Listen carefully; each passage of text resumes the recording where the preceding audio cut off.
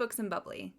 This is the playlist where I review books that I get all bubbly about while drinking some bubbly. And today I am going to be talking about Christmas Shopaholic by Sophie Kinsella because it is December. I am so ready for Christmas. I've got my Ralphie as his deranged Easter Bunny costume t-shirt on. I'm so ready for the holidays. And if you're not new around here, you know that I love me some Sophie Kinsella, and I absolutely love the Shopaholic series. I can admit that some of the later books, like books 6 through 8, kind of do go off the rails and get a bit ridiculous, and honestly are not my favorites. I do think that Christmas Shopaholic fixes some of the more poor installments of the series and really brings it back to what it originally was. So if you really liked up until, I'll even say, Shopaholic and Baby, you will probably like this because this was Becky Brandon, née Bloomwood, that I love, and I reread this every December as it's just such a great, cozy, Christmassy read. So before I get into the review, be warned that there will be spoilers, and I'm going to do this a little bit differently than some of my other reviews. I'm definitely going to be reading some of the excerpts just to give you a taste of the humor if you're not sure if this is kind of the right book for you. And I'm going to be leaving it, honestly, a little light on spoilers just because I think this is such a fun book for Christmas that if you're just looking for something really fun that can get you out of your own holiday planning, this is a really great pick. And if you're not new to the Shopaholic series, but you haven't read this one, let's go ahead and see what the book promised to be about. 'Tis the season for change, and Becky Brandon, née Bloomwood, is embracing it, returning from the States to live in the charming village of Leatherby and working for her best friend, Suze, in the gift shop of Suze's stately home. Life is good, especially now that Becky takes time every day for mindfulness, even if that only means listening to a meditation while hunting down online bargains. But Becky still adores the traditions of Christmas. Her parents hosting, carols playing on repeat, her mother pretending she made the Christmas pudding, and the neighbors coming round for sherry in their terrible holiday sweaters. Things are looking cheerier than ever until Becky's parents announce they're moving to ultra-trendy Shoreditch, unable to resist the draw of craft beer and smashed avocados, and ask Becky if she'll host this year. What could possibly go wrong? Becky's sister demands a vegan turkey, her husband insists he just wants aftershave, again, and little Minnie needs a very specific picnic hamper. Surely Becky can manage all this, as well as the surprise appearance of an old boyfriend turned rock star and his pushy new girlfriend, whose motives are far from clear. But as the countdown to Christmas begins, and her big-hearted plans to take an unexpected turn toward disaster, Becky wonders if chaos will ensue or if she'll manage to bring comfort and joy to Christmas after all.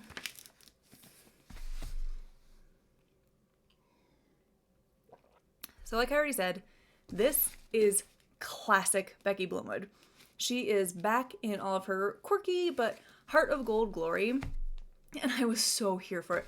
I was so happy the first time I read this because, again, it just eliminates some of the problems that the later books in the series have, and this just really brings it back home to what I originally loved about not only story, but the main character of Becky. There is no one like her, and I was thoroughly entertained by the shenanigans that she got up to in this Christmas-themed installment. Even side characters like Suze and Tarkin were pretty much back to their OG selves, which I really appreciated, especially since even they kind of started changing in the later books, and honestly, I didn't really like them anymore. So this really brought them back home and back down to earth. I know some readers do not warm to Becky the way I have, but if you've read the first 2 or 3, this version of Becky is definitely more in line with those versions of her, which again, I was really glad to see it. The books that have taken place in the US just don't have the same appeal or heart, and I don't know if that was intentional or just the writing got away from it, but this definitely brings it back home. I also think that the plot is easy enough to follow, it's engaging, and it's really heartfelt. Plus, hilarious. Anytime I read a Shopaholic book, I feel like I'm hanging out with a good friend. I know I'm going to have a good time reading the books, and this one is especially fun just with all the festive flair. Becky is in charge of hosting Christmas, and as per usual, she finds herself in over her head, trying to please everybody, trying to be the perfect hostess, the perfect wife and mother, and making sure that everyone has a good holiday. Like other Shopaholic books, this has really become a comfort read. I know things are going to get out of control, but I also know we're going to have a happy ending. I can pick up any of these books and just know I'm going to have a good time. They're really fun. It's a great read. So I do want to pull out a couple excerpts just because, again, there are some readers that find Becky really polarizing, and I can totally see why. She is very feckless and frivolous, and some of the situations she gets herself in are purely of her own making. But I also think she's really clever in how she gets out of some of those situations, the way she chooses to resolve conflicts. I just think Becky is a fantastic character, and I will put up with all the crazy things that she does because I know she is a good person. Plus, she's so funny. So, one excerpt I wanted to read about. So, as the cover said, she's trying to find a present for her husband, Luke, as he always just tells her he wants aftershave, and she's, no, we're not getting you aftershave. Or she is going to get him aftershave, but she's going to get him something new that he wouldn't normally buy himself. I feel pretty knackered myself by now, but I have a plan to execute. Silently, I get the bag of aftershave samples out of the bedside cabinet and remove 4 tiny bottles. I spray a little bit of Royal Oud by Creed on Luke's neck, under his left ear. I dab the Luna Rosa by Prada under his right. Then I mark them both in discreet felt tip L and R, so I won't lose track. I spray his right wrist with Quercus and his left wrist with Sartorial, and mark those Q and S. I inhale the scents in turn and scribble scores in my book. So far, Sartorial is winning. It's gorgeous. Luke is sleeping so peacefully, I think I can risk one more. So I take another sample out of the bag, Pacific Lime. I lean over to spray it discreetly on his chest, but as I'm pressing the nozzle, a huge moth flies out of nowhere, making me shriek in shock and fling my arms up. Ah! Luke sits bolt upright, clutching his eye. Becky, are you okay? What happened? He's blinking at me, still half asleep. Suddenly, I see that his eye is wet. Shit! I sprayed his eye with Pacific Lime. Maybe he won't notice. I'm fine, I say breathlessly. Sorry, just a moth. Fuck! Ow! Something's up with my eye. He's still clutching at his eye, which is starting to look red. My heart is gripped with horror. Oh God, please don't say I've blinded my husband. I can see the Daily World headline now. Irony, as wife blinds husband in bid for perfect present. Let me get you a wet cloth, I say desperately. Can you see? Is your vision blurred? I rush to the bathroom and bring back a dripping flannel.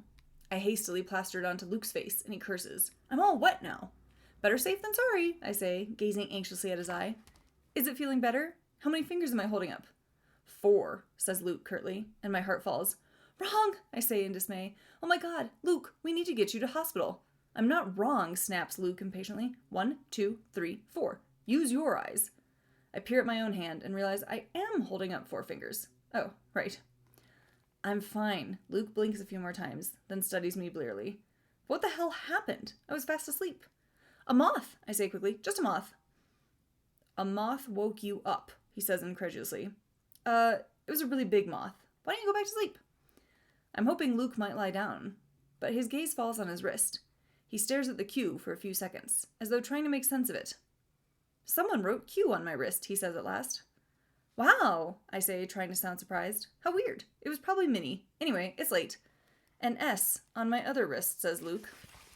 He suddenly gets out of bed and heads to the mirror. What the fuck? He's staring at the letters on his neck. A moment later, he swivels round to survey the bed, and I see his eyes fall on the pen, which I left right there on the duvet. I'm an idiot. Becky, he says ominously. Okay, it was me, I admitted in a rush. I was trying out aftershaves on you while you were asleep. For your Christmas present, I add meaningfully, hoping his face might soften, and he might say, Oh, darling, you're so thoughtful. But he doesn't. It's 1 a.m., he says with the air of someone trying to keep his temper under control. And I've got bloody writing all over me? I mean, did you think I wouldn't notice? You always shower first thing. I can't help sounding proud of my plan. And it's a washable pen. I knew it would all come off, and you'd never even realize. Well, that's something, grunts Luke, heading back to the bed. Then he stops, his eyes focusing on the pen again. Wait, You used a Sharpie. That's permanent. No, it's not. Yes, it is. Only the black ones are permanent, I explain. I used a blue one. The blue ones are permanent too, Luke erupts. Look. He grabs the pen and brandishes it at me, his finger jabbing at the word. Permanent. What? I grabbed the pen from him and peered at it. Oh my god, he's right. It is permanent. I never knew that. I've been using Sharpies all these years and I never realized. That's quite funny, actually. Then I look up and see Luke's expression and gulp slightly. Maybe it's not that funny. And the next excerpt is in chapter 7. So her ex-boyfriend ends up moving to the same town, so she's taking a look at him. So she's looking up his music. In fact, none of Craig's music is cheery. It's quite thrashly and shouty, and the lyrics are depressing. It's far better to watch his videos with the sound off. I probably won't mention that to him.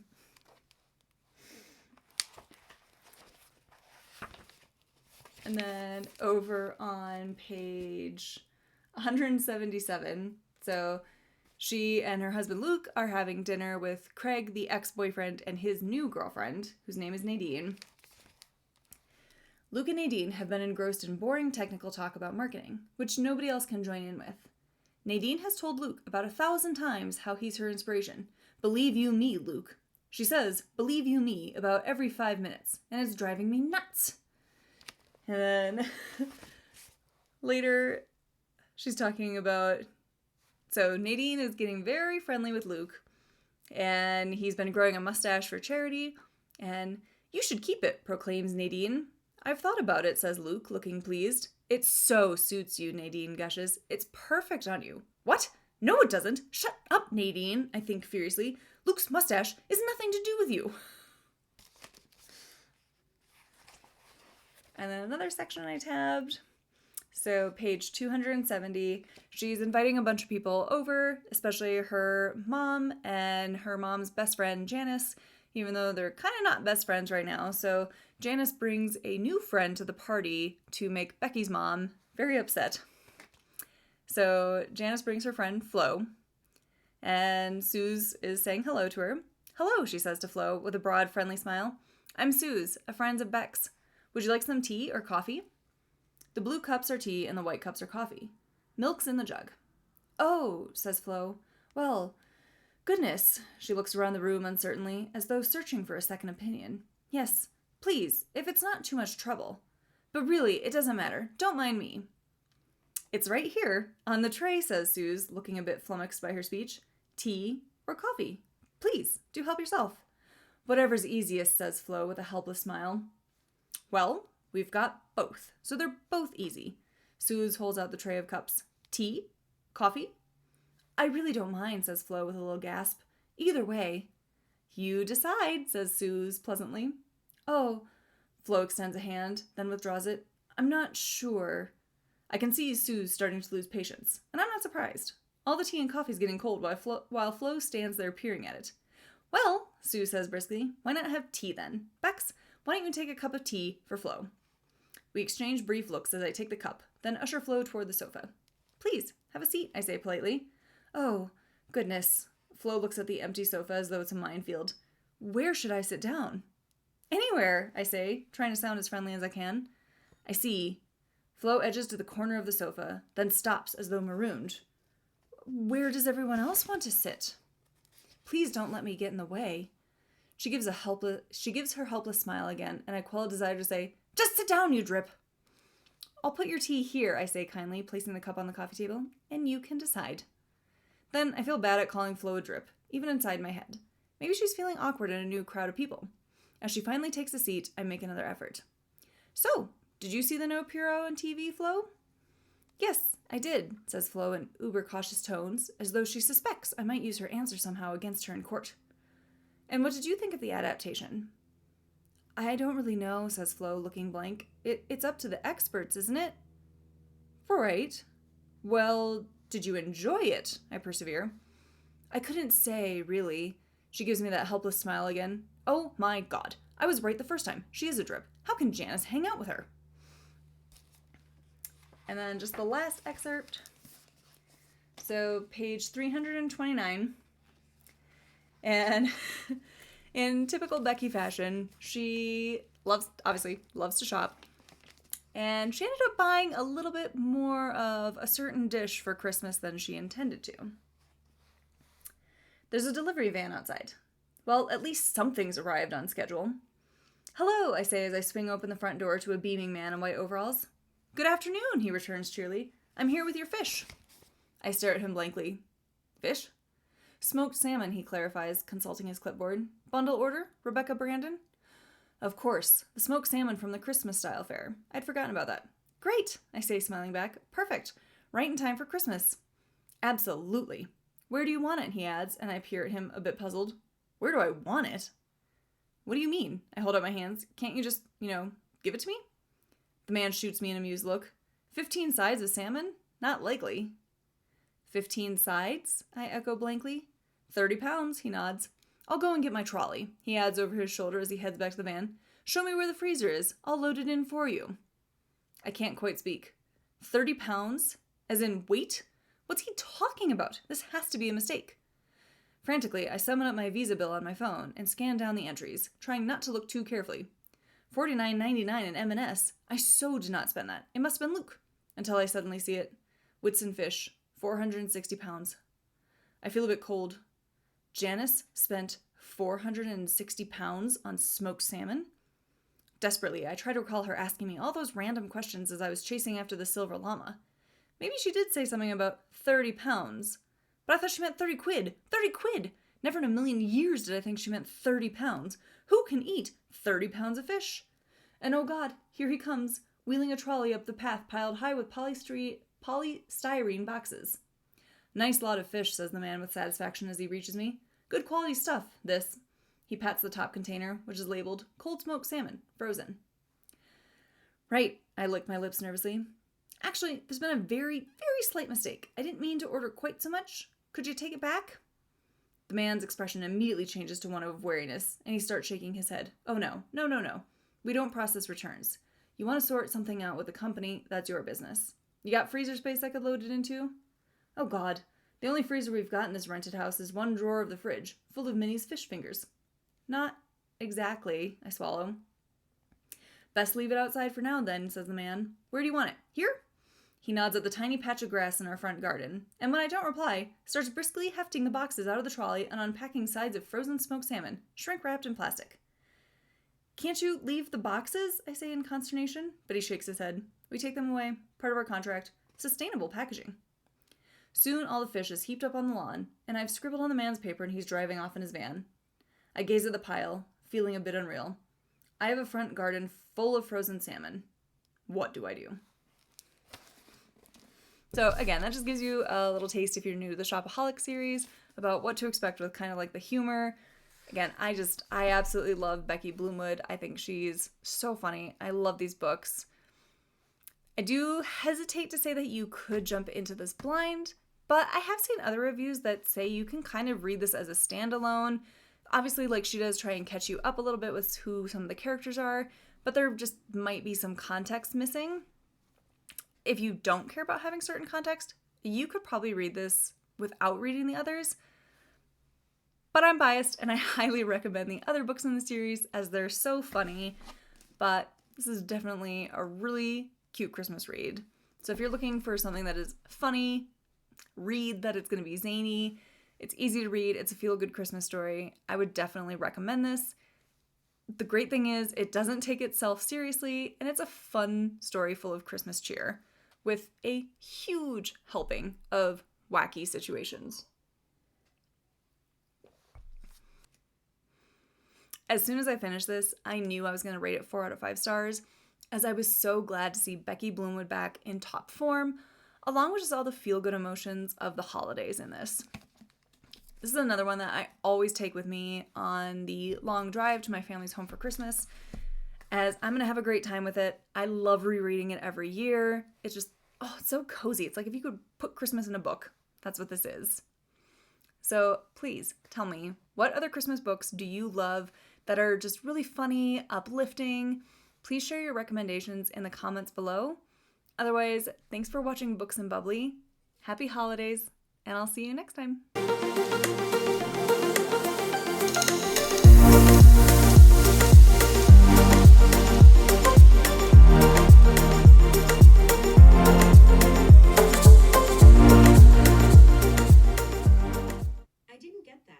Stop. Try again. Siri, stop. Okay.